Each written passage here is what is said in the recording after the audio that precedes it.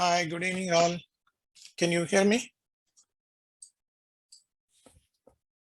Hi, Jenny. All right. Hi, Sepitani. Good evening. Hi, Marcus. Good evening. Sukai. Good evening. Azima. Good evening. Isyan. Good evening. All right. I'll start probably in a minute or so. Good evening, Lee. Good evening, John. All right. Good evening, Tanvay Young. All right. So in the last session, we were doing the Poisson distribution, which is part of a discrete probability distribution. I think we have done a couple of questions and we stopped somewhere. Yeah. Let us look at this question. This is related to the Poisson's distribution. So which is part of discrete probability distribution. So you know that discrete means where we can count the variable. So counting process, the variable is derived from counting process. So that means you will have full numbers and no fractions. Okay, no, yeah, fractions. So let us go through this example. So here you can see that what is given is, okay,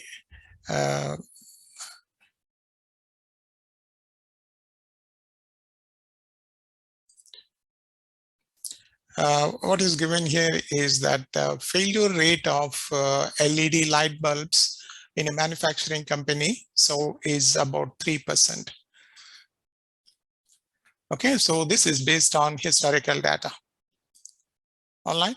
So now the question is, if you pick up a random sample of 10 bulbs, okay, now there are a series of questions. What is the probability that none of the LED bulbs are defective?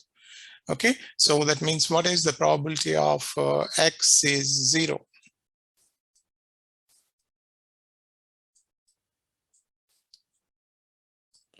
Then exactly one of the light bulbs is defective. So that means you need to find the probability of X is equal to 1.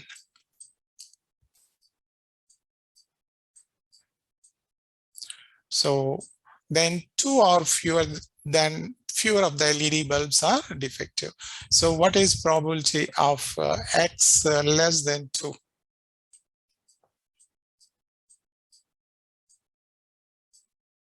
Okay, less than or equal to 2 or fewer. So therefore, we can write a probability of X less than 2.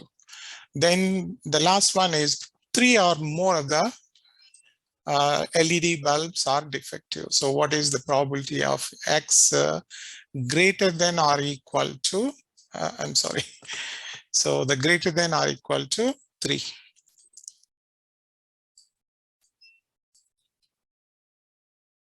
All right, I think I cleared this. Yeah. So what is the probability of X greater than or equal to 3? So this is the question. So we know the failure rate and we know the sample size. So now let us see how we can solve this. So we have to use the sample size is given 10. Okay. The probability of the event of interest, the failure rate of the LED bulbs is given as 0.03.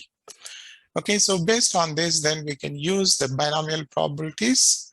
I think we are doing the binomial probabilities. So then from the binomial probability tables, then we can read the values. For example, in this case, you can see probability of X is equal to 0. So you can straight away read from the calculated values. All right. So similarly, probability of X is equal to 1, you can read. Okay, I think we have done this in the last session. So I clear this, then I move on to the next question. Okay, so I showed you that there is a binomial probability table exists for different sample sizes and for different probability values. But normally in the exam, you are supposed to calculate if the question is given on binomial probabilities. And yeah, definitely there will be a question, small question from binomial probabilities. Okay, the next one is about the Poisson's distribution. So we're done this question. Yeah, now I think we stopped somewhere here. All right. Sorry, I go back. Okay, so here the lambda value is given the, okay, 5.0.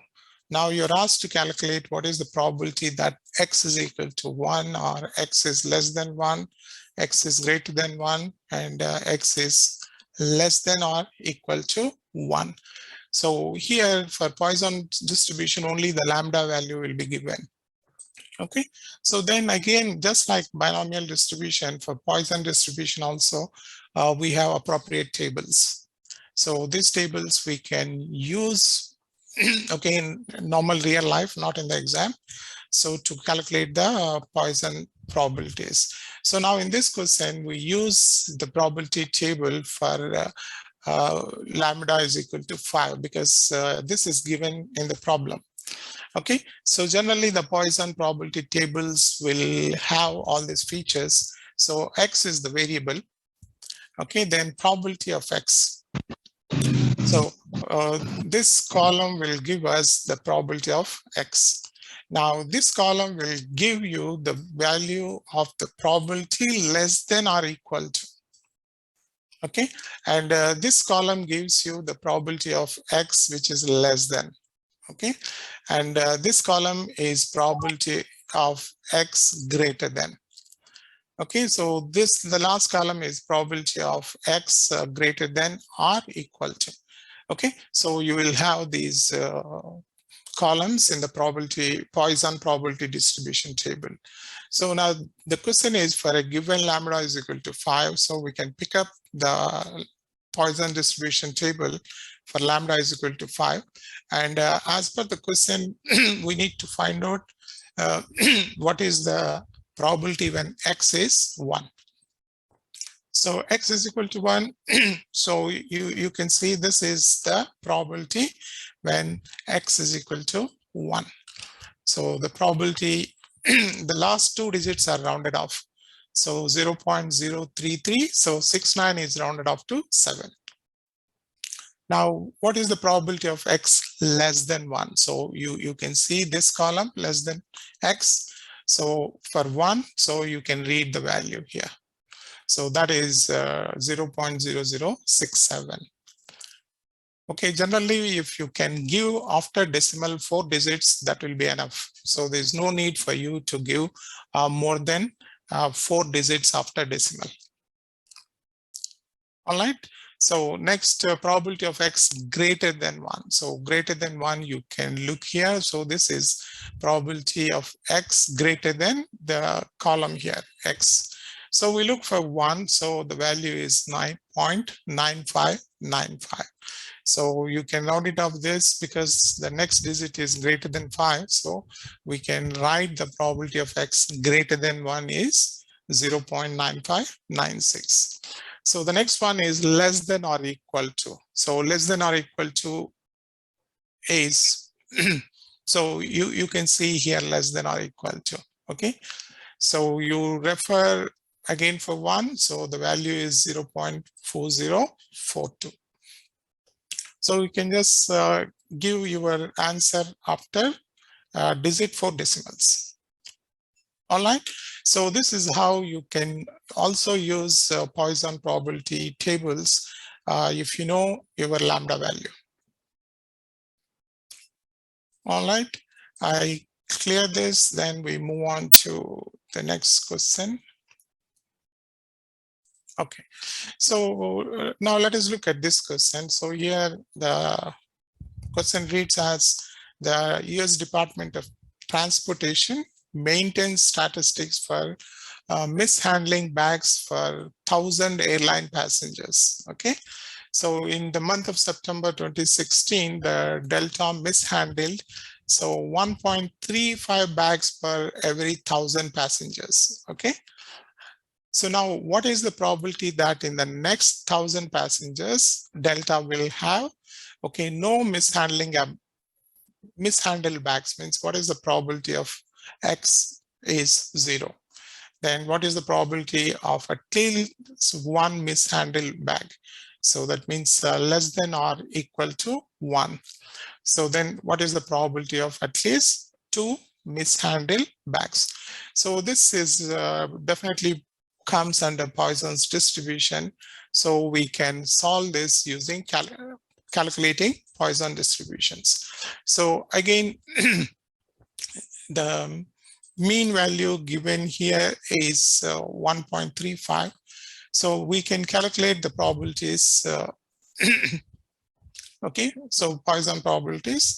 So then from the table, then no mishandling, the probability is 0.2592. So you can get this, okay, for x is equal to 0.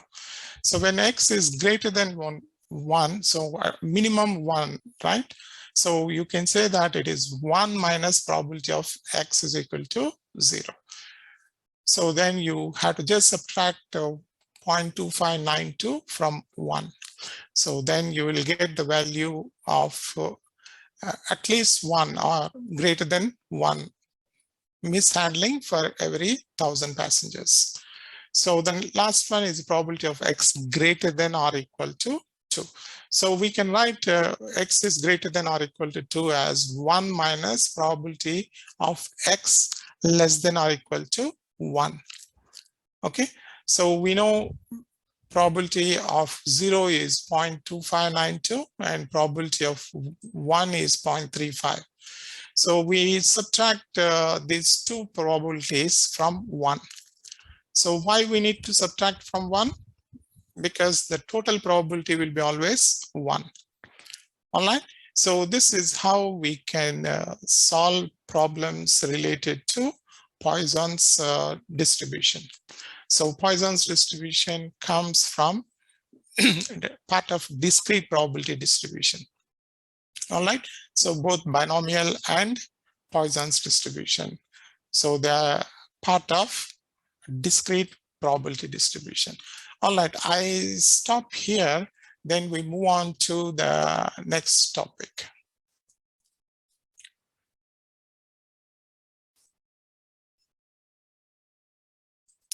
Okay, the next topic is about the continuous distributions. So under discrete probability distributions, can you see the slides, please? All right. Okay.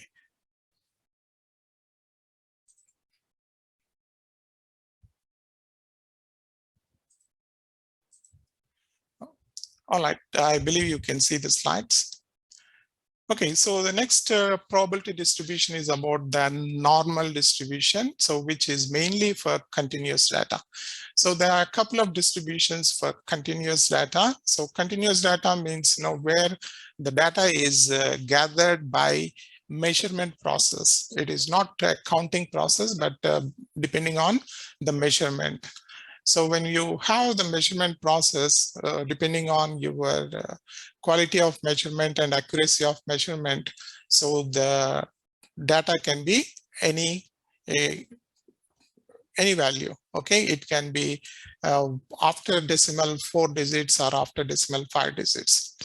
So normal distribution refers to okay, we'll see what is a continuous variable is defined here.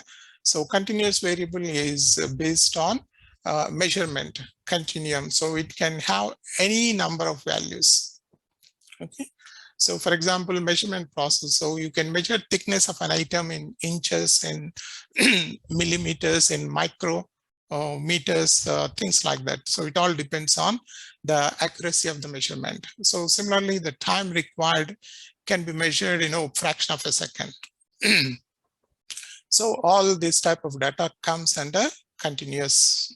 So the distributions related to continuous data, we have the most important one is the normal distribution, and followed by another one which is known as uniform distribution. Okay. So the continuous data can take any shape depending on how the data is distributed. Okay, so how the data is distributed. So now you can see the normal distribution is symmetrical. Okay, so normal distribution is bell shaped. So you can see this bell shaped. And normal distribution will have values from basically from negative to positive infinity. So that means this side we can write negative infinity, and this side we can write positive infinity. So the characteristics of normal distribution is it is symmetric and it is bell shaped. Okay, and we also knew that from the previous previous chapters, that the mean and median will be equal for normal distribution. All right. So the next type of distribution is this uniform distribution. So uniform distribution is very symmetrical. So this is also based on the shape. We can call it as rectangular distribution. Okay, then you can have another distribution for continuous data is exponential distribution. So we have seen what is the value of this exponential. Okay, so exponential distribution is right skewed, and always mean is greater than median. So here the values will be ranges from 0 to positive infinity. So there are no negative values for exponential distribution. So we'll be studying only the first two. Okay. All right. I move on.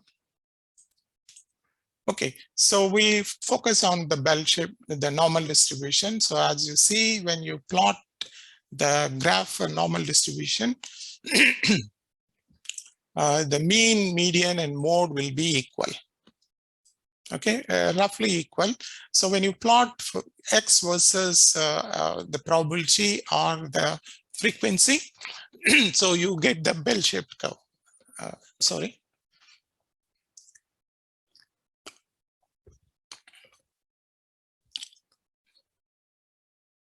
So if you don't mind, I stop my video. It's getting distracted. So for a normal distribution, the mean is, the population mean is normally at the center. Okay, it is a symmetrical distribution.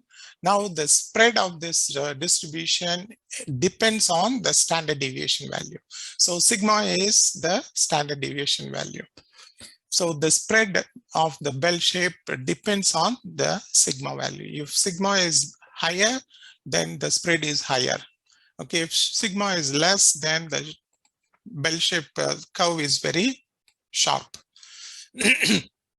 So the variable x can vary from negative infinity to positive infinity. So these are the visual characteristics of a normal distribution for continuous data. Okay.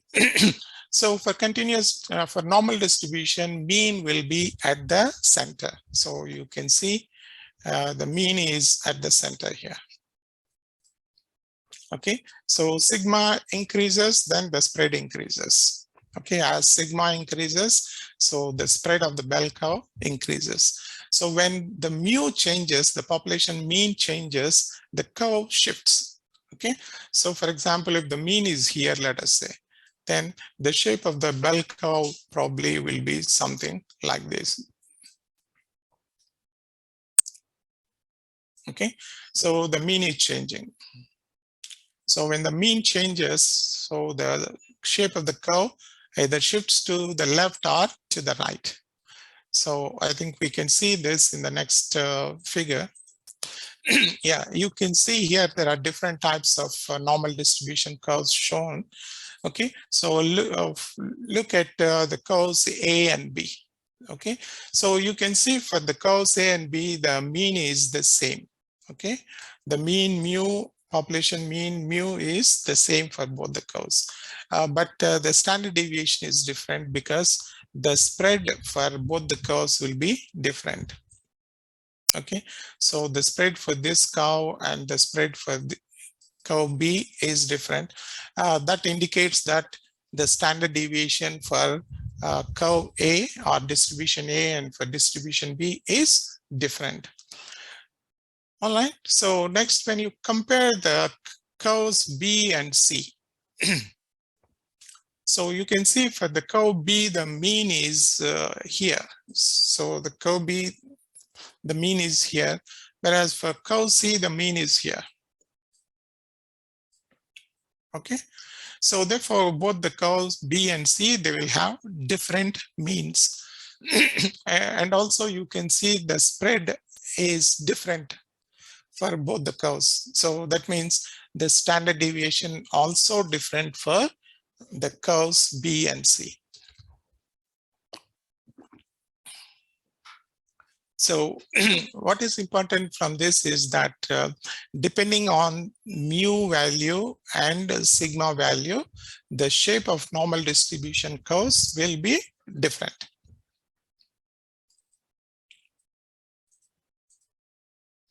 All right. So mathematically, we can define the normal distribution as shown here. So the function of x, x is the variable here. Okay. So we can write it as 1 over square root of 2 pi. Here, pi is again the mathematical constant, which is 3.14, 1416. Okay. And again, you will have the exponential here. Okay, don't worry about this expression. You will never be using this to calculate normal probabilities. Okay, what is important here is this portion. Okay, so here you can see x minus mu over sigma. So where mu is population mean and sigma is the standard deviation of the population. So this is how mathematically we can express the normal probability density function. So how the probability varies depending on the variable. As x varies, its probability varies. Now, as per this equation for a normal distribution.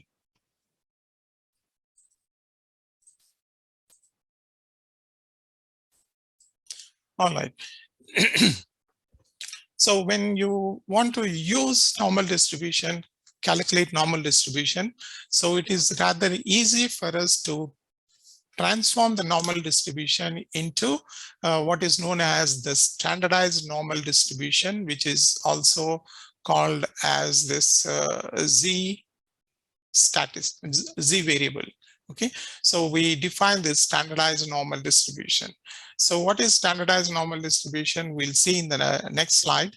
So standardized normal distribution, the z value will be 0, okay, for mean.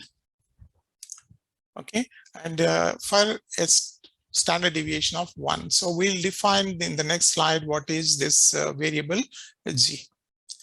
So the z is defined as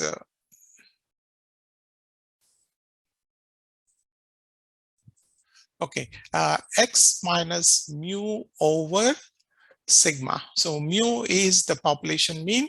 So sigma is the population standard deviation. So x is a variable. Okay, so for any x, we can calculate the z value.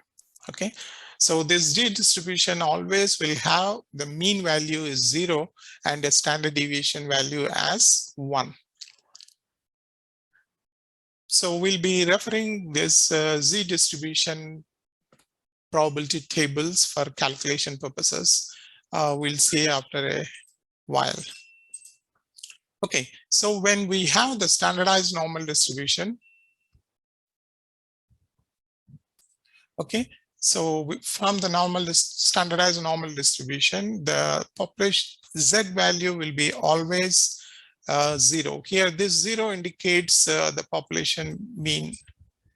Okay, so the z values will be positive this side, okay, and will be negative this side.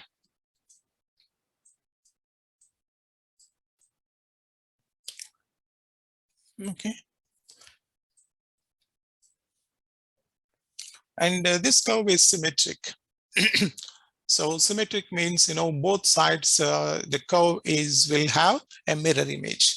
So you can see here the spread of the curve is given as 1. So that is your standard deviation, population standard deviation is 1 for this. All right.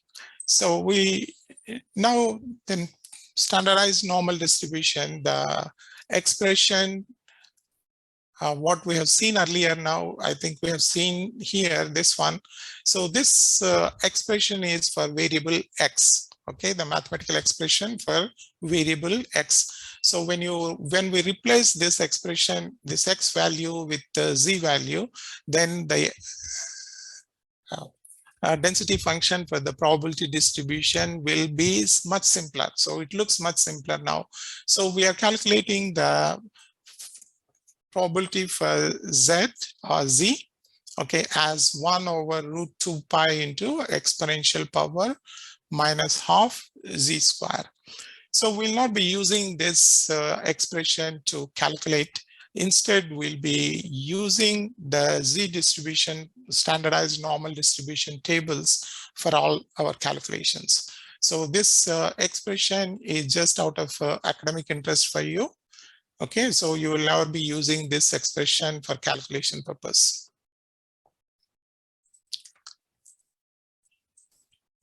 All right, now let us look at an example what is meant by this standardized normal distribution z value.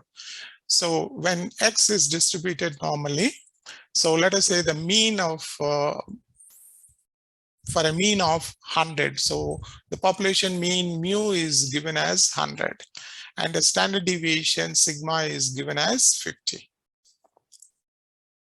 Okay, so this is the sigma value. So you need to calculate z value when x is given as 200. So when x is given as 200 for a population where the mean is 100 and for the population the standard deviation is 50, then you can calculate the z value, probability distribution value, as x minus mu over sigma. So x is given as 200. Okay, mean is mu is $100. Okay, over sigma, standard deviation is 50. So once you do this 100 over 50, so the z value will be 2.0. So what does this mean? So that means the given x value, okay, which is 200, is 2 times standard deviation of the mean. Okay, so 2 times standard deviation is 2 into 50. So that means the value x is equal to 200 is away from 2 standard deviations from the mean. So the mean is 100. So 2 times of 50 is 100. So 100 plus 100 is 200. So that means the x value is located, okay, from the mean away 2 standard deviations. All right. So that is the meaning of this z value. All right. So now when you compare the variable x and the variable z, okay, so you can see when we're talking about x, okay, the mean is centered and the value of the mean will be 100. So when we use the variable x, but when we're using the z value, okay, the mean is replaced with a 0. Okay, so the center value represents 0 and positive values represents this side. So you can have 1 standard deviation, 1 times sigma, okay, then 2 times sigma, like that. Okay, so here for z distribution, when we choose the standardized normal distribution z value, so that represents mu is equal to 0 and sigma is equal to 1. So there is no change in the shape for x distribution and z distribution. The shape will be the same. All right. Okay, so now the question is how to find the normal probabilities, okay, for any given population, how to find the probabilities. So now probabilities are measured using the Z distribution. So now let us say what is meant by this. So when we write probability of X, so we can read this as X. So when the X value is between A and B. So when the X value is between A and B, what is the probability? So that is what is shown here. So let us say the value A is given and we can identify this on the probability density function here on the curve. So similarly, we can identify the value B on the curve. So now what is the probability of X having between these two values? So that is how we can write this as probability of less than or equal to X and X is less than or equal to B. So it literally means that the probability of X when the X lies between a lower value of A and a higher value of B. So that means between A and B as shown here. So now we can get the probability by measuring the total area under this curve. Okay, so you can find the probability by measuring the total area of this curve between the 2 points. But there's a method how we can do this. So by using the standardized normal distribution tables. Okay, so now we replace the probability density function with the Z. Okay, I think this is again between X and the probability values. So here you can see the center is mean. Okay, now the total area of this curve is 1.0. So that indicates the total probability of any distribution will be 1. So when we say the total area under this curve is 1, so when X is between mean and negative infinity. So this side is negative infinity. So the probability between mean and negative infinity means, so you can see the entire area probability will be 0.5. So from mean, so the negative side of the curve. So similarly from mean from the positive side of the curve, so you can see the probability here is again half. Okay, so the entire area of the curve. So here the probability of X between mean and infinity value. So the positive infinity is towards right here. So the area of this curve, this portion of the curve is 0.5. Now the total area is 1.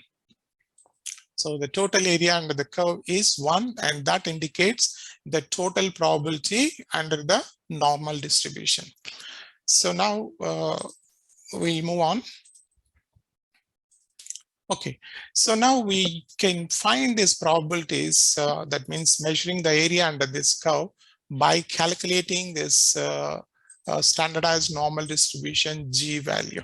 Okay, so for any X value for given X and population mean mu and sigma. Okay, so we can calculate the Z value. So the Z value is, as we know, X minus mu over sigma.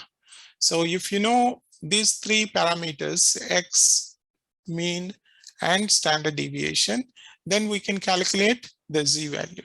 So once we know Z value, then we can refer the probability distribution tables for Z, and then we can find the area under the curve. Now, for example, when Z, now this is the probability distribution curve for the standardized value Z. So there's for Z, the center value will be 0. So when you say for this problem, so what is the probability of G less than 2.0? Okay, so that means this is 2.0. You can just identify this as 2.0. So now you have to find the area as shown in red here, the entire area. So now we have to look for the probability tables where for Z value, so where you get 2.0. So what value you get for 2.00. So once we refer the probability tables, we can see that the value is 0.9772.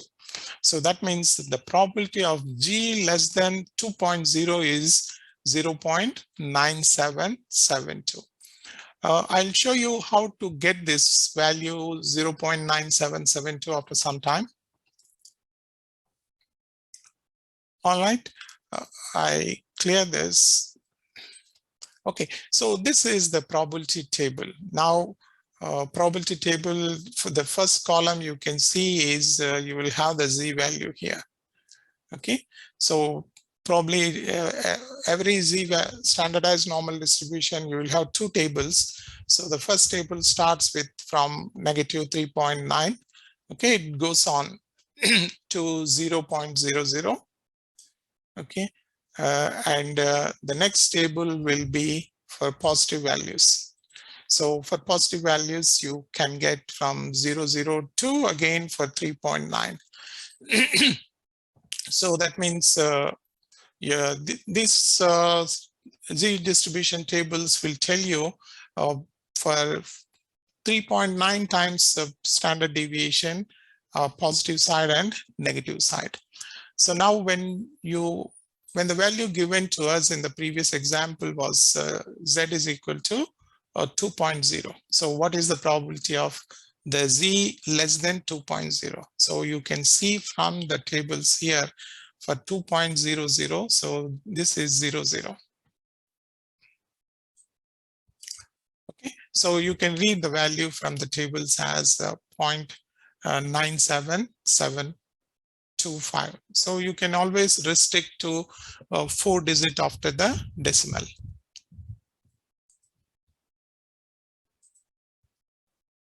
Okay, so you can see how this probability of Z less than 2.0 will get 0.9772. So you need to look for the positive 2.00 value from the tables, and that will give you the probability value.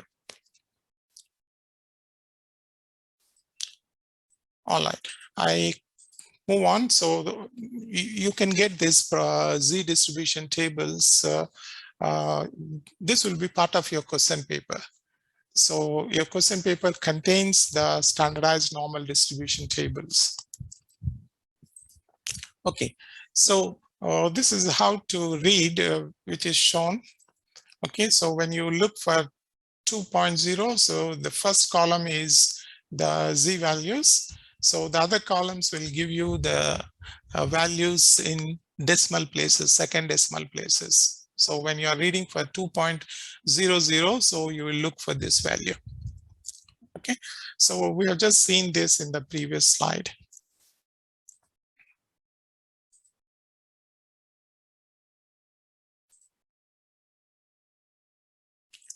All right, so how to find the probability of X value? Okay, so between a lower limit of A and a upper limit of B. So when X is lying between 2 points A and B, so how to find the probability? So in this case, we'll see the examples later.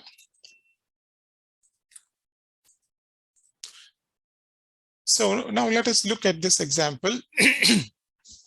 So here it says X represents the time taken in seconds to download an image file from the internet. Suppose X is normal with a mean. So the mean value is given. So the population mean is given, which is 18.0 seconds, and the standard deviation value is given. Now you're asked to find what is the probability of X less than 18.6 seconds.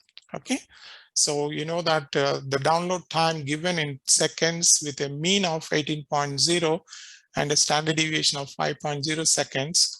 And now you're asked to find the probability of X less than 18.6 seconds. Okay, so here we know the mean is 18.0 at the center. So 18.6 is towards the positive side. Okay, so you have to find the entire area which is marked in red here. So So what we do is now we convert the X values into the standardized normal distribution value, that is the Z value. Okay, so this is, we can see here. Okay, we are calculating now the Z for the given normal distribution value, X minus mu over sigma. So we need to find the probability for this value, X value. Okay, so less than 18.6. So we are calculating the Z distribution for this. So X minus mu over sigma. So X is given 18.6. The population mean mu is given 18.0. The standard deviation is known. So if you take this ratio, you will get the Z value as 0.12. Okay, so that means you are converting the normal distribution values, okay, with a mean of 18 and a standard deviation of 5 into a standardized normal distribution value where the mu is 0 and the sigma is 1. So here this is 0. So both the curves are same, both are symmetric. Okay, the advantage with Z is we have the standardized normal distribution tables. So we'll be able to use the tables to find out the probabilities. So always we convert the variable X into the standardized normal variable Z value. Okay, so if you do this now from this calculation, we can see that the Z value is 0.12.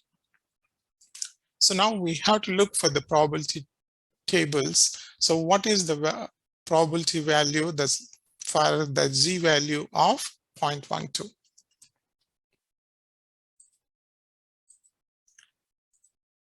All right, so now we can, the screenshot is shown here. So we look, the first column is the standardized normal distribution Z value. So 0.12 we are looking. So G is less than 0.12. So less than means all these values. Okay.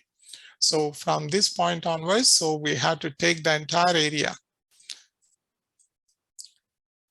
Okay. So definitely it should be greater than 0.5. So if you look the table for 0.1 and 2, so this is the value for 0.12. So from the probability distribution tables. So that means the probability of X less than 18.6 is equivalent to probability of Z less than 0.12. So because this is, we have calculated from X, mu and sigma, the Z value. Now from the probability distribution tables for Z, so we can see the value is 0.5478. So that means the probability of X less than 18.6 is equivalent to 0.5478. Is that clear, guys? Any questions so far?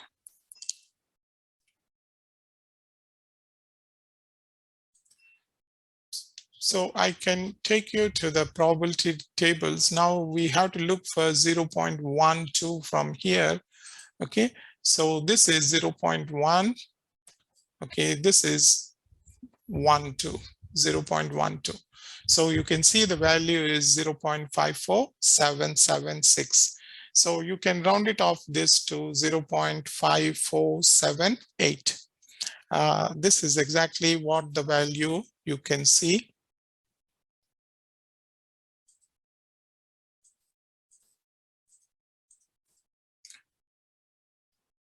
Okay, you can see here. So this is the probability distribution.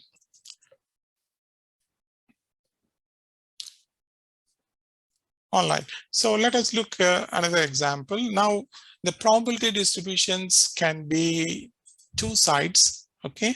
So we can have what is known as this upper tail probabilities. So upper tail probabilities means you are looking at the X greater than 18.6, okay?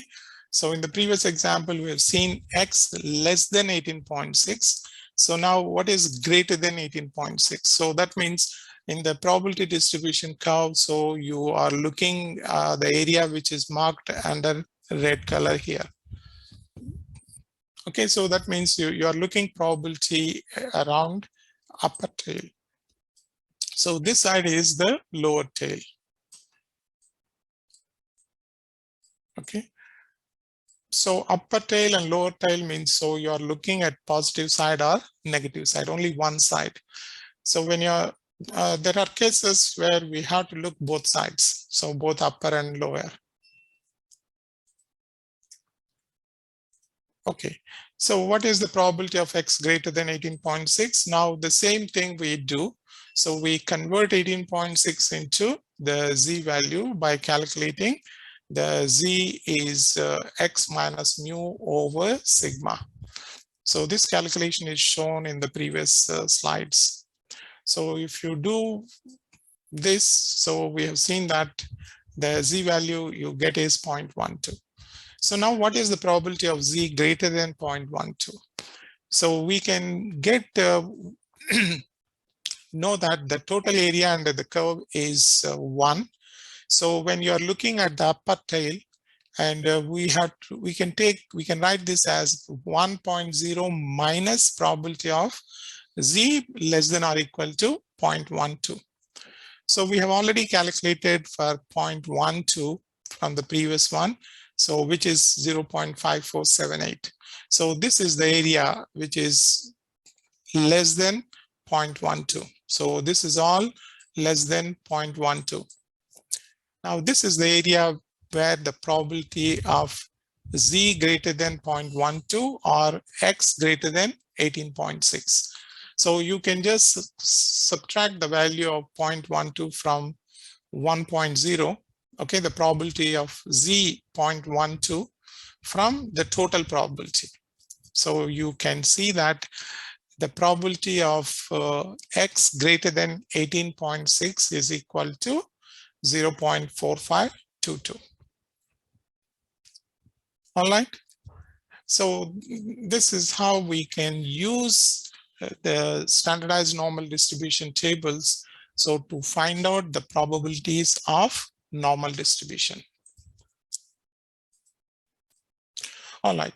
So now try to find out the probability values for between two values. So that means now let us look here. So the problem says X is normal with a mean of 18.0 and standard deviation of 5.0. And now we are asked to find out the probability of X, between 18 and 18.6. Okay, so approximately when we say X, so 18 is the mean which is given, so 18.6, so you are looking above the mean. So you need to find the probability of the shaded area in red here. Okay, now how to find? Okay, we just follow the same method. First, we calculate transform the X values into Z values. So when X is 18, so Z value is X minus mu over sigma. So you get the Z value as 0. So similarly, for the upper tail value, 18.6, we calculate the Z value. So we get 0.12 for this. Okay, so now probability of X less than 18 and greater than 18.6 is equal to probability of Z between 0 and 0.12. Okay, so we can write this expression, probability of X between 18 and 18.6 is equivalent to probability of Z between 0 and 0.12. Okay, so after this, then we can look for the probability tables now. So we know that probability, okay, so 0.12, we know from the probability tables, we can read this value, okay, 0.5478. Now we can write this probability of Z between 0 and 0.12 as, so probability of Z less than 0.12, okay, so probability of Z less than 0.12 minus, so probability of Z less than or equal to 0. Okay, so this expression can be written. This expression can be written like this. So when the z value is between 0 and 0.12, so first we take probability of z less than 0.12 minus probability of z less than or equal to 0. So now we know probability of z less than or equal to 0.1 is 0.5478. So we have seen this value in the previous example. Now probability of z less than 0 is, again, you can refer the probability table, so you will get 0.500. So always, because the curve is symmetric, okay, about z, so half of the area under the curve will be always 0.50. Now this portion is 0.0478. So the area under this, so the difference will give you the probability of X value between 18 and 18.6.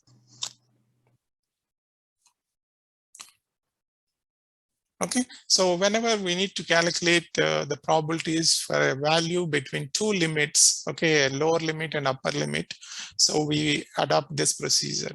So first we calculate what is the z value for the lower limit, then calculate what is the z value for the upper limit, then we write the probability values like this.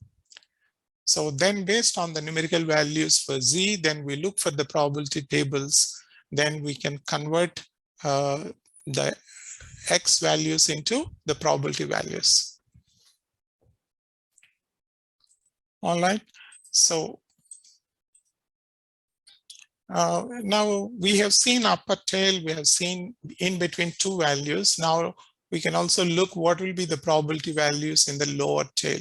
Okay, so now for example, you're asked to, for the same probability normal distribution, mu is 18.0 and standard deviation is 5.0.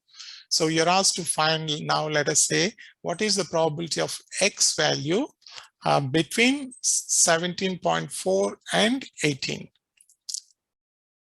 Okay, so 18 is the mean. That means you're looking at the lower tail probabilities. Okay, so probabilities towards the negative side. Negative side in terms of standard deviation. Okay, so this is positive. All right, so now we follow the same method. So we again convert the X values into the Z values. Then we look for the standardized normal distribution tables, and we convert the Z values into probabilities. Okay, so now you can see in this case, okay, so a X value of 17.4 will give you negative Z of 0.12. So the value for X is equal to 17.4. So the Z value is negative 0.12. So you can calculate Z is equal to X minus mu over sigma. So 17.4 minus 18 over 5. Okay, so here you get this value as negative 0.12.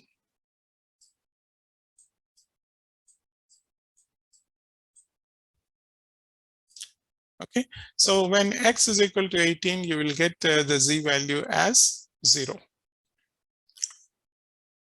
All right, so that means you need to calculate the probabilities when the Z value is 0 and minus 0.12.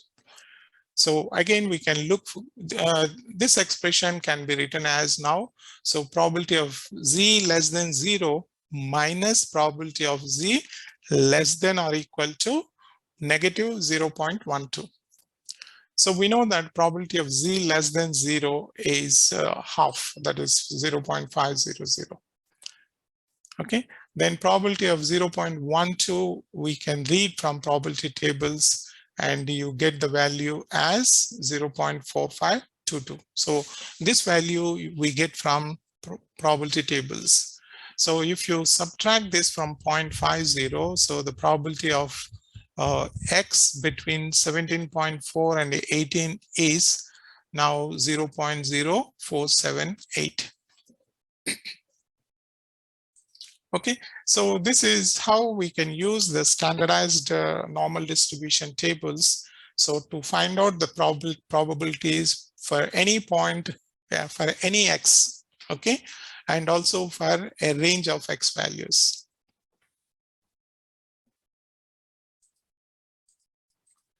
All right. So when we are doing normal distribution, so we know that normal distribution is also symmetrical distribution. So there are some empirical rules for normal distribution. So the mean plus or minus 1 standard deviation. Okay, so we know the center is always at the mean. Okay, so 1 standard deviation positive and 1 standard deviation is negative. So this area is about 68.26%. So that means in a normal distribution, so you can find 68.26 observations will fall between plus or minus 1 standard deviation from the mean. So you can expect in a normal distribution, so 68.3% of the values falling between plus or minus 1 standard deviation. This aspect we have seen earlier also. It is just we are reiterating the same thing. Now, what will be the value when for plus or minus 2 standard deviations? So for plus or minus 2 standard deviations, you can see that the area falls up to 95.4%. So that means between plus or minus 2 standard deviations, you can see the area under this curve is 95.5% of the area is covered. So that means in a normal distribution, okay, you can expect 95.44% of observations are falling between plus or minus 2 standard deviations. And similarly, between plus or minus 3 standard deviations, so you can expect 99.7% of values. Okay, so mean plus or minus 3 times standard deviation covers, okay, 99.7% of the normal distribution curve. So it means that, you know, within plus or minus 3 standard deviations, so you can expect 99.7% of the observations falling within the limits. Okay, so these are all empirical rules, but they work well only for normal distribution. Okay, the next part is when we know the probability. So we know the probability, then calculating the value of X. So it is the reverse calculation. So the probability is known, then we need to calculate X. So from the formula Z is X minus mu over sigma. So we know Z is X minus mu over sigma. I think somebody's mic is on, please switch on. Okay, so from here we can write X is equal to mu plus Z into sigma, Z into sigma. Okay, so that means if we know X, so if we know X, okay, then we can calculate, I'm sorry, Z value and probability value. Once we know Z, then we can calculate X also. All right, so how to do this? We look an example here. So now finding the X value when the probability value is given. Okay, so in this example, let us say X represents the time taken to download the same image file.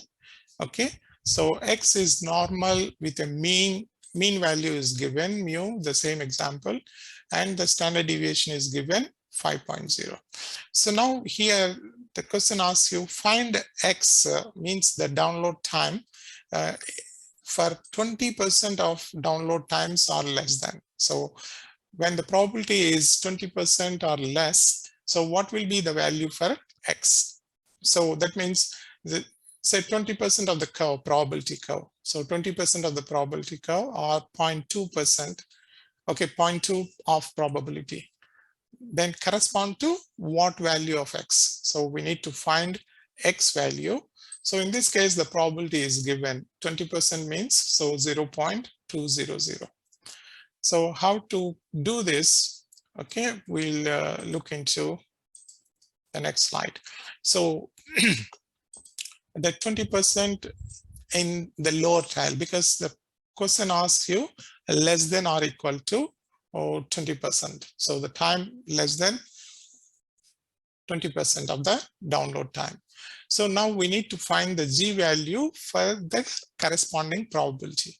So here we have to look back the standard normal distribution table. So for which value of Z, so we'll find this 0.20. So 20% will correspond to 0.20. So now we refer back the probability distribution table for this value 0.20. So if you see where you get this 0.200, you may not find exactly the same value, but you need to pick up which is closer to the given probability value. So the given probability is 0.20, but from the probability distribution table, so you find very close to 0.2 is 0.2005.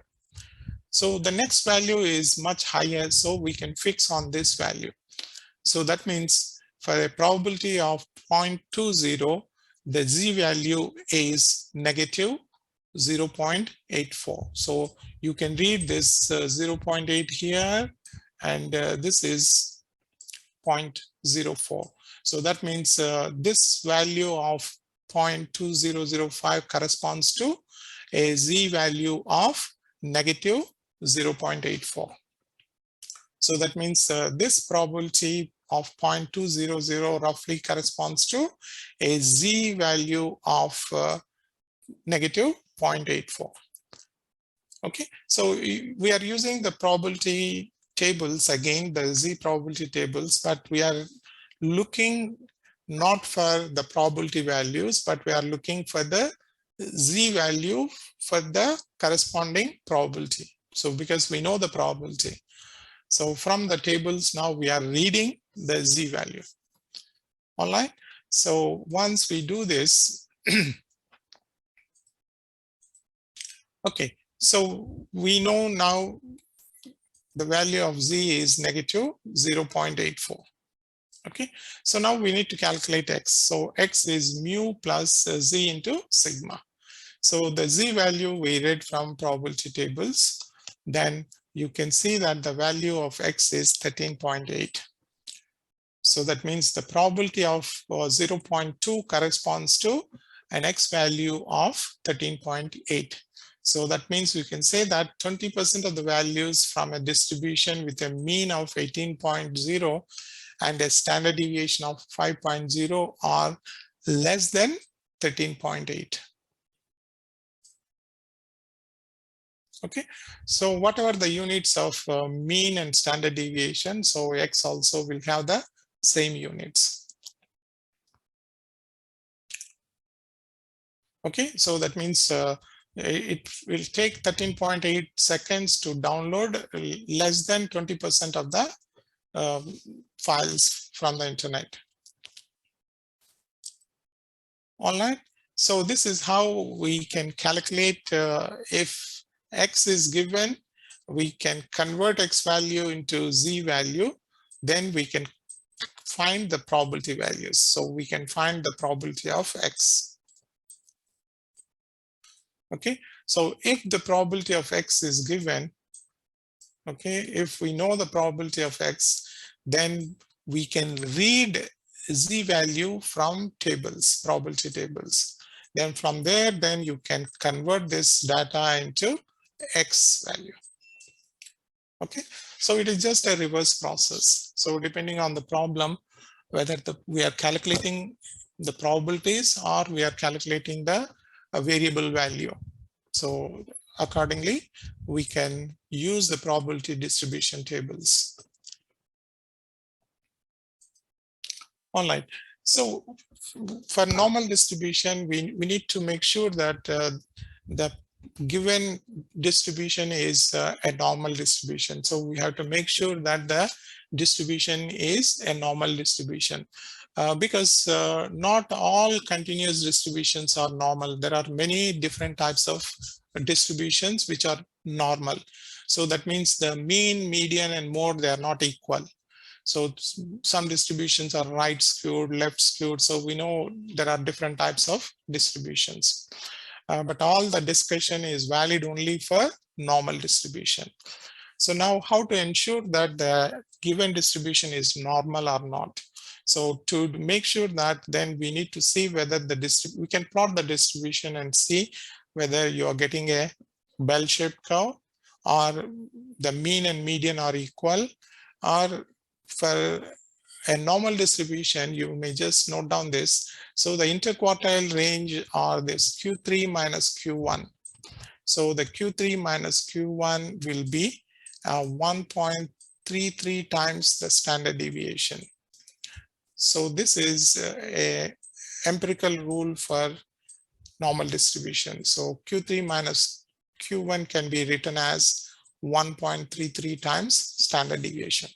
So if we know the type of distribution given to us, we can assess whether the given distribution is a normal distribution or not by measuring this quartiles and then interquartile range, and by knowing its standard deviation, whether this rule applies or not.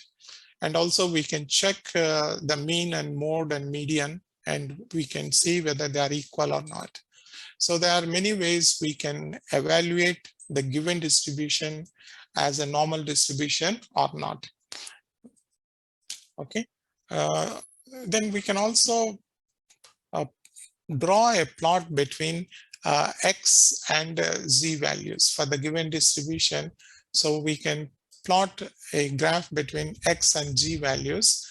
And if this value is having a linear relationship like this, okay, so if you get a linear relationship between Z and X, okay, so we can be sure that the given distribution is a normal distribution. So the normal probability plot for a normal distribution will be approximately linear. So there are many ways we can make sure that the given distribution is a normal distribution or not.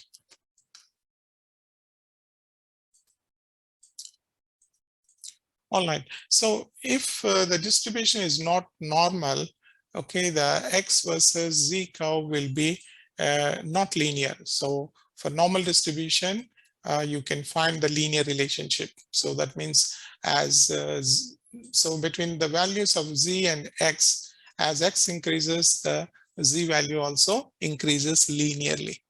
If it is left skewed, then actually this shape is different.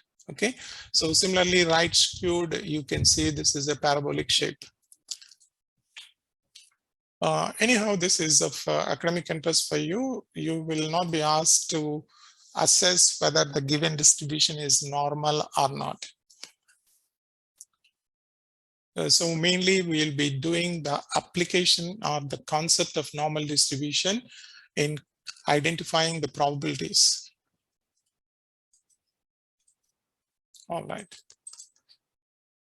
So after normal distribution, another simple distribution is this uniform distribution. So uniform distribution means the probabilities of all the numbers are equals. Okay. So this is also known as a rectangular distribution because of its shape. Okay. So mathematically, you can write the uniform distribution, the function density function, as 1 over b minus a. So when the x value is having a upper limit of b and a lower limit of a. So otherwise we can write it as 0. So this is the mathematical formulation for the uniform distribution. So the mean for the uniform distribution can be simply lower limit plus upper limit over 2. So a plus b over 2. So the standard deviation is b minus a whole square over 12. Okay, so these are the two formulas for the mean and standard deviation for uniform distribution. Okay, so this is how the uniform distribution looks. Now, when the value is given x value between 2 and 6, so the lower limit is 2, upper limit is 6. So you can calculate the density function fx as 1 over b minus a. So 6 minus 2. So here the probability function is 0.25. Okay, so you can plot this between 2 and 6 with the probability of 0.25. The probability is uniform constant. So the shape of this distribution is uniform. So you can calculate the mean for this distribution as lower limit plus upper limit over 2. So you can find a mean for this distribution as 4. So somewhere in the middle you get 4. And the standard deviation you can calculate as b minus a whole square over 12. So you will get the value of 1.1547. So that is the standard deviation for this uniform distribution. Okay, so let us say for this uniform distribution, how to find the probability of x when x lies between 3 and 5. So when x lies between 3 and 5, what is the probability? So you can identify the numbers between 2 and 6. So mean is 4. Okay. And the probability for all the numbers is 0.25. Okay. So now what is the probability between 3 and 5 means? So you identify 3 and 5. So we had to find out the area under this. Okay. And you know, this is a perfect rectangle shape. So perfect rectangle shape, the probability of this is the area under this curve. Okay, so the base for this is 2 units. Okay, the height or the probability is 0.25. So the area of this is base multiplied by height. So 2 multiplied by 0.25. So the probability of x between 3 and 5 is 0.5. So this is for a uniform distribution.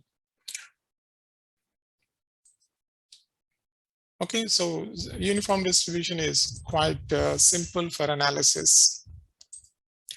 Now we come to the end of this continuous distribution. So we have looked into normal distribution. So again, normal distribution. So how to establish the normality of the distribution. Then if you know the mean and standard deviation, so we convert the values into standardized normal distribution, the z value. And from the z value tables, so we can find out the probabilities. And if the probabilities are given, then we can also find out the variable x values. So we can just summarize this with the flow chart here. So when we are talking, any probability distribution is given, let us say. So if the probability distribution is continuous, okay, we have to go for the norm. And is it bell-shaped if it is continuous? So then we are dealing with normal distribution. So if the distribution is not continuous, but it is discrete, so we have to go for discrete probability distribution.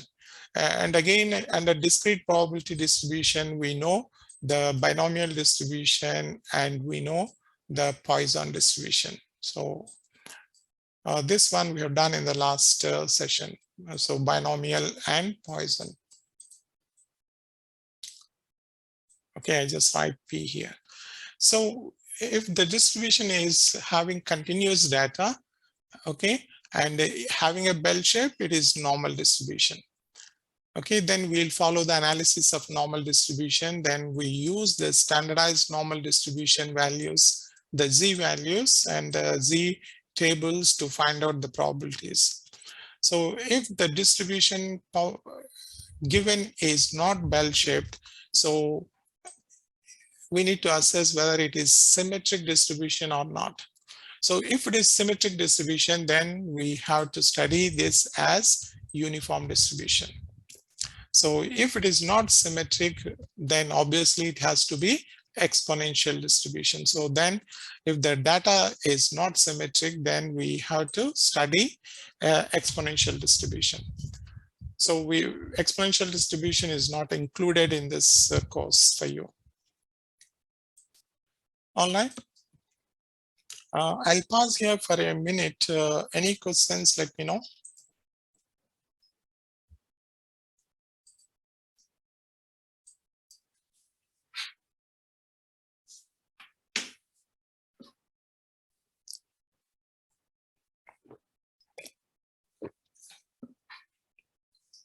All right. Let us go through some examples here. Now, here it's a given standardized normal distribution. So the mean is given as 0 and okay, the z values are given. So now you're asked what is the probability of this z less than 1.57. So what is the probability of z greater than 1.84? So we have to now refer to the normalized probability distribution table or the z tables. Then we need to find out the probabilities. So that means this question is for you to get familiarity with the z tables. Okay, make sure it is less than 1.87. Is it greater than 1. Okay, so when we say less than 1.87, always you need to plot the curves something like this. So always plot like this. Okay, so you are looking Z0 is at the center. So now 1.57 is, let us say, somewhere here.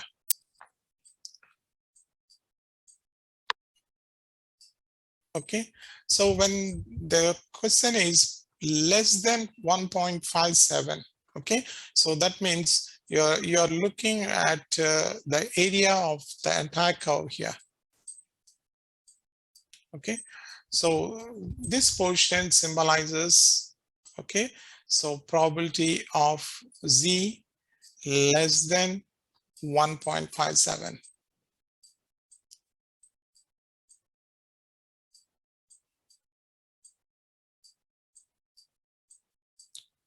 All right, so the next one is probability of z greater than 1.84. So we have to visualize what is meant by this. Okay, then again we look for the probability. We just draw a rough sketch. Okay, so we can just draw like this. So here z value will be 0. So we have a symmetric curve like this. Okay, so now we are looking greater than 1.84. Let us say this is 1.84 point. So that means we are looking at the area of this portion. Okay, so this one will correspond to the probability of z greater than 1.84.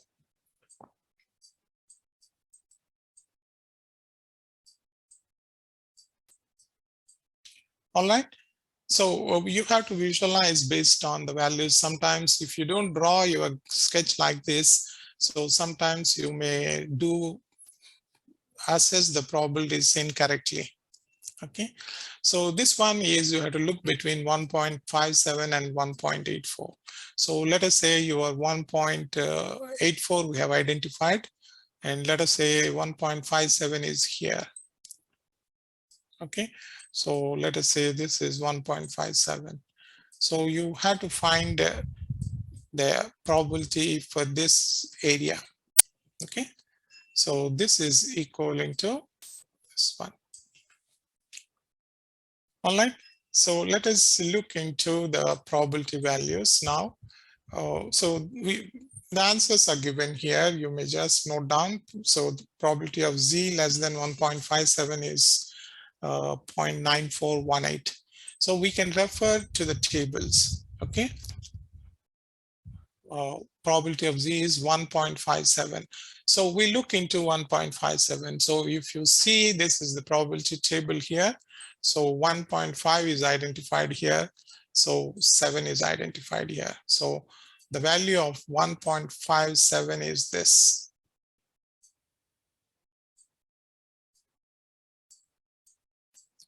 Okay, so 0.9418. So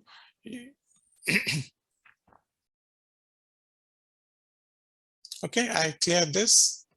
So you can see this is probability of Z less than 1.57 is 0.9418.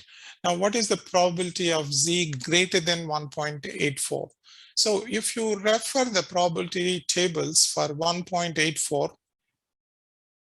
so for 1.84 now, positive 1.84. So I look for 1.84. So you can see here. So this is 1.8. So this is 1.84. So you get the value as 0.9671. But the question is asking you, what is the probability greater than this? Okay, so the probability you are asked is greater than 1.84. So that means when you look at your normal distribution curve, okay, so if you see your 1.84 is here, okay, so you are only interested to know the remaining portion of the area. Okay, so but when you look at the tables, you will get this value. So straight away, don't give this as your value because the question is greater than this value. So that means, you know, the total probability is 1. So you have to subtract this value from 1. So that gives you 0.0329. So that means the area of this is equivalent to the probability of Z greater than 1.84.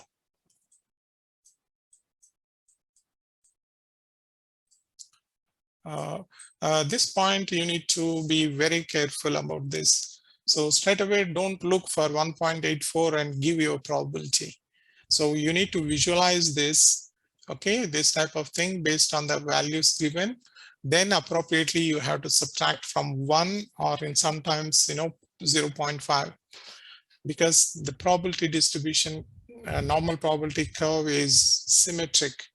So if this is 0 value, so the area of this portion is 0.5, the area of this portion is 0.5. All right. So, so similarly, you can also find out what is the probability of Z value between 1.57 and 1.84. So we have established that for 1.57, the value is 0.9418. Okay, and for 1.84, the value is 0.9671. So now you need to just subtract these two. Okay, so once you subtract these two, so you can get the area or the probability for the Z value between 1.57 and 1.84.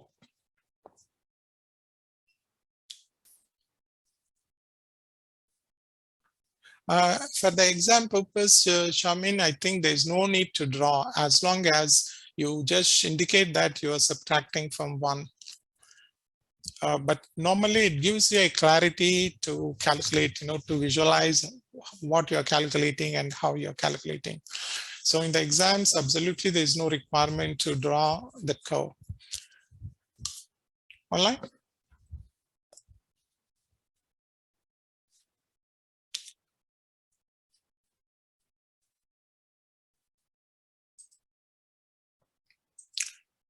All right, so I clear this, then we move on to the next question. Okay, so this question says, given a standardized normal distribution with a mean 0 and variation, now what is the probability of z less than 1.08? So it is the similar question. So what is the probability of z greater than negative 0.21? So you have to be careful for this type of question. Okay, so we draw the sketch to visualize this. So you can see the probability distribution curve, something like this. Now, negative 0.21, let us say somewhere here. So this is the negative 0.21. So now what is the probability of this greater than negative 0.21? So greater than negative 0.21 means, so you are looking the entire area.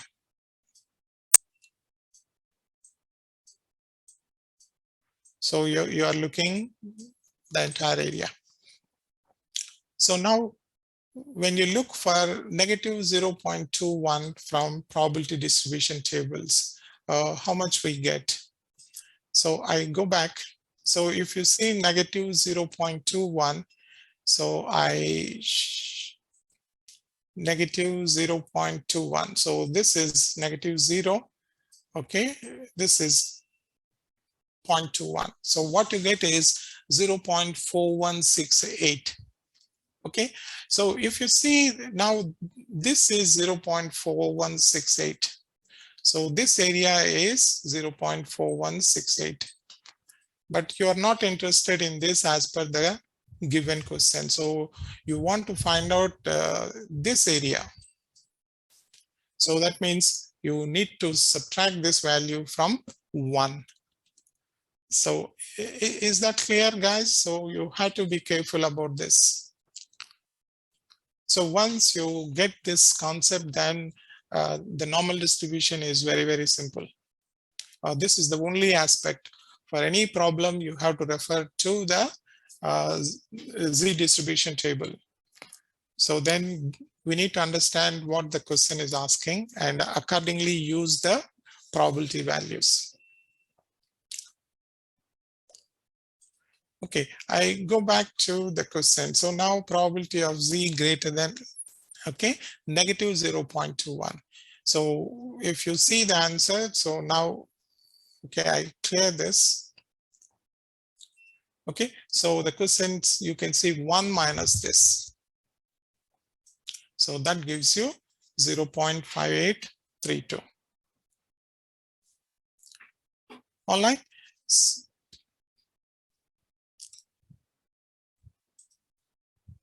Okay, so similarly, when you're looking for the Z value less than 1.08. So imagine what is 1.08. So plot. So negative values will be the other side. So 1.08 is here, let us say. So you are looking less than this 1.08. So less than 1.08 means, so you have to look for the entire area. Okay.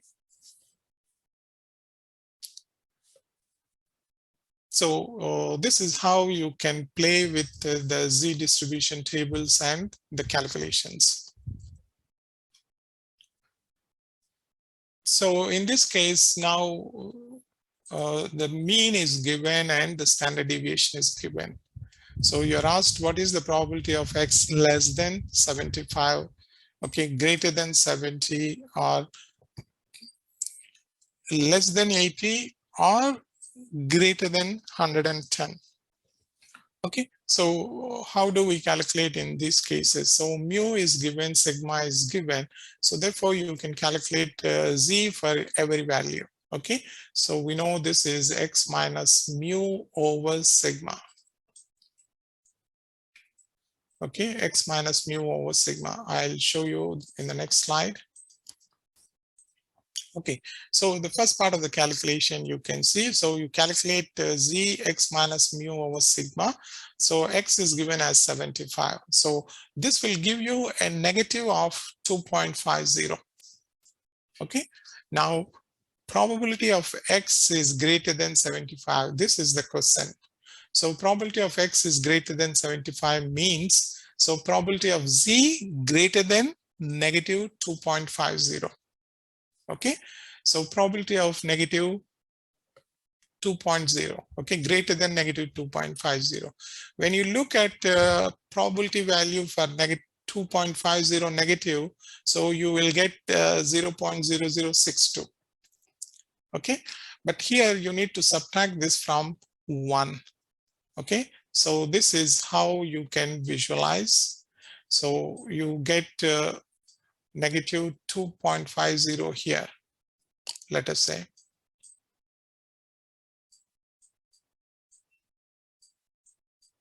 So the probability distribution curve is, let us say, something like this. Okay, so now the question is probability of x greater than 75 or probability of z greater than this minus 2.5. So the value you are looking is the whole thing, which is, greater than 0.5. So, but when you look for negative 2.50, so from the probability tables, you will get only 0.0062. Okay, so what you get is only this value from the z distribution tables. All right, so you have to take note of all these things. I think now the time is 8:30, so we'll have a break now. So we'll meet again at 8:45. Is that okay?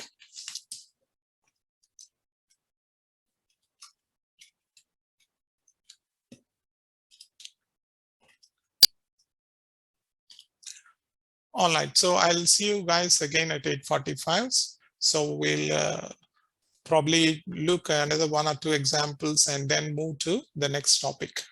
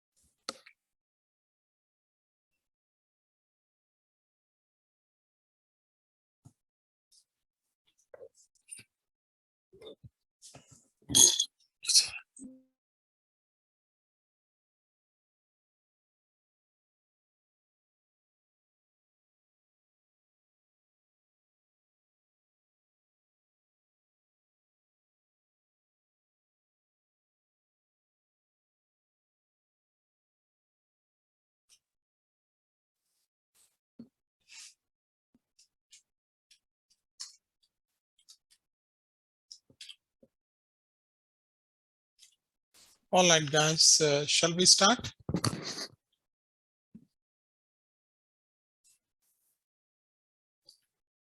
All right, Jenny. So anyone, some more? Hope you're all back.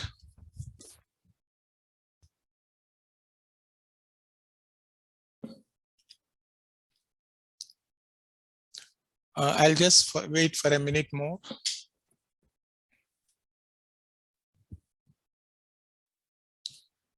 All right. So the next thing you need to note about normal probability distribution calculations is, so sometimes the question may be asked, probability of X less than, let us say 80, or, okay, probability of X greater than 110. So when this R comes in between, okay, how to do the calculations. So when R comes into in between, we need to add the probabilities. Now let us say this is the one. So we calculate the Z value for 80, which is given. So you get Z value of 1.00. So then probability of X less than 80 means, okay, I'm sorry.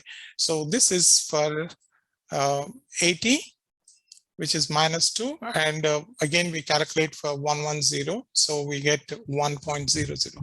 So what is probability of X less than 80? So it means probability of Z less than -2.00. So when you look for the probability tables for Z 2.00, so you will get a value of 0.0228. So this is something like this. So you can look for Z -2 here, let us say -2.00. So the value you get for this from probability tables is this area only. Okay. Then similarly, you look for when X is 110, the Z value is 1.00. So we calculate for 1.00 from the probability tables. So here X is greater than, or Z is greater than this. Okay. So if you have one here, okay, so greater than this means you are looking this area. Okay, so when you want to calculate, find out the Z value from probability tables for 1.00, so you will get 0.8413. Since we are interested only the probability of greater than 1.00, so we need to subtract from the total probability.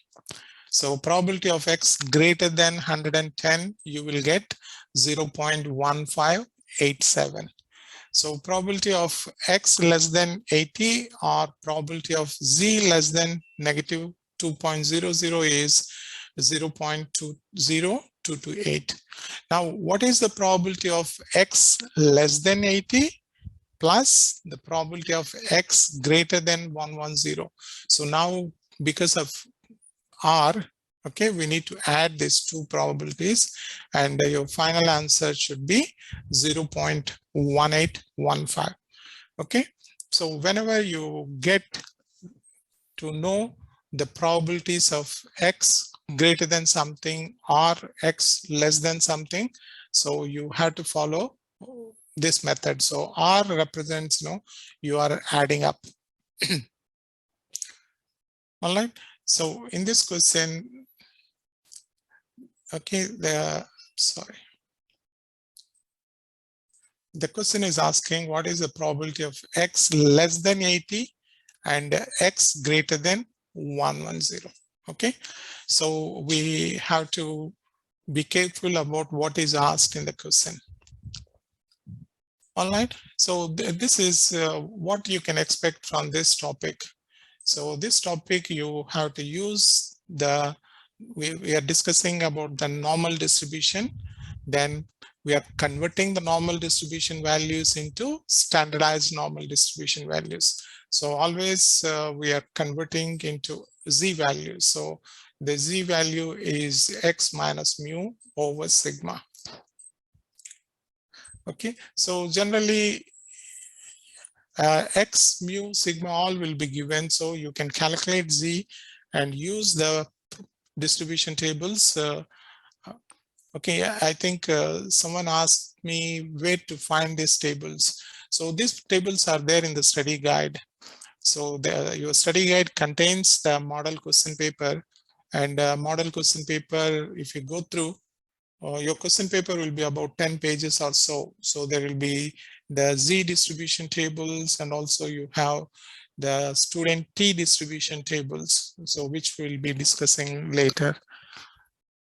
All right, so all the tables you can find from with the question paper. So the question paper is in the. So how do we determine when to find Z and when to find X? So basically, if X is given, then the question is referring to Z value. When you have the probability Z given, okay? So because normal distribution, you are not calculating mu, you're not calculating standard deviation. So it is only between the variable X and the probability. So if the variable is given, then you are calculating the probabilities. So if the probabilities are given, you are calculating the variable. So to calculate X from here, so we just cross multiply this. We take the mu other side. So you can write mu plus the G into sigma. Okay, so only these two alternatives. So there are no other alternatives here. All right, so I stop this here. Then we move on to the next topic, which is about sampling distributions, a bit more interesting.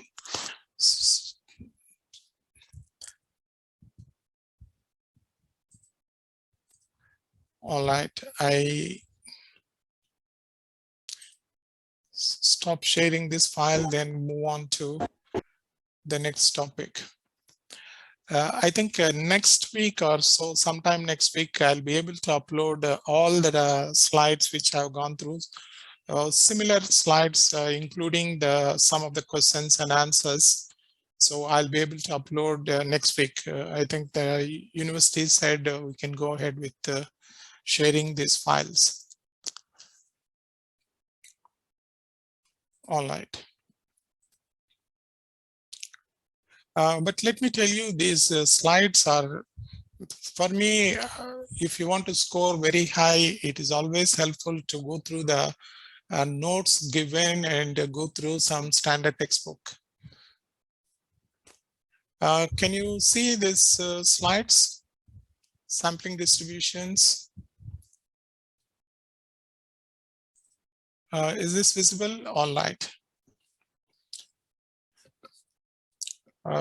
When you are doing this course, always you need to distinguish between two things.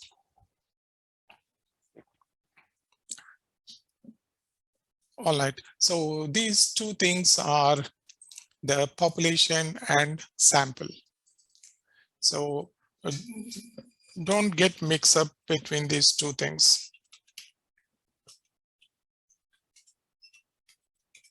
Okay, and the notations for mean, okay, and standard deviation, sample size for population and sample, they are different. I think we did this in the last session. For example, for population, the mean, we write it as mu. So whereas for sample, we write the same mean as X bar. Okay, so the sample size for population, we write with capital N. So for sample, we write with small n. Okay, so the standard deviation for population, we write as sigma. The same thing for sample, we write it as S. Okay, later we'll be studying about something proportion. So proportion for population is written as pi, whereas for sample, the same proportion is written with small p. Okay, so though we are referring the same characteristic mean, when the mean is referred to population, then the symbol is mu. But when it refers to sample, the symbol becomes X bar. So similarly, the sample size, okay, the size for population, we use capital N, and for sample small n.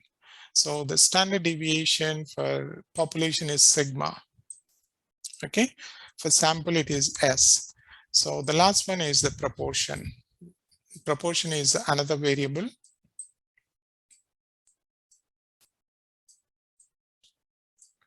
So for population, it is referred as pi, and for sample, it is referred as p. So here we are discussing under this term, okay, sampling distributions. So when you pick up samples from a population, so how the behavior of the samples can be attributed to the behavior of the entire population. So we are going to compare the samples with the parameters of the statistics of the sample, okay, with the parameters of the population. All right, so I think with this background, we'll move on to study. So here we study what is meant by the not population distributions, but sampling distributions. So then how to compute probabilities from sample, okay, from sample mean and the sample proportion. Okay, then we'll be looking into the relationship between the population characteristics and sample characteristics. So with the help of theorem known as the central limit theorem.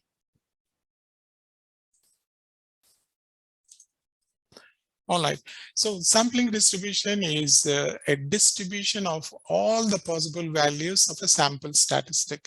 So sample statistic means, sample mean or sample standard deviation or sample proportion, or it can be sample size. So we study the samples, okay, for a given sample size. So you pick up sample from a population. So the samples can be of different sizes, okay, from a population. Now, when you find out the sample statistic, now, for example, let us say you pick up a sample of 50 students from a data set, okay, and you can obtain many different sample sizes of 50, okay, because when you pick up samples randomly from the population, so there is a possibility that each time you may be picking a different types of samples. So for these samples, you can also compute what is the mean for each sample. So how do you expect the values of this mean for each sample? So when you compare to the mean of the population. So now that is the problem we'll be discussing.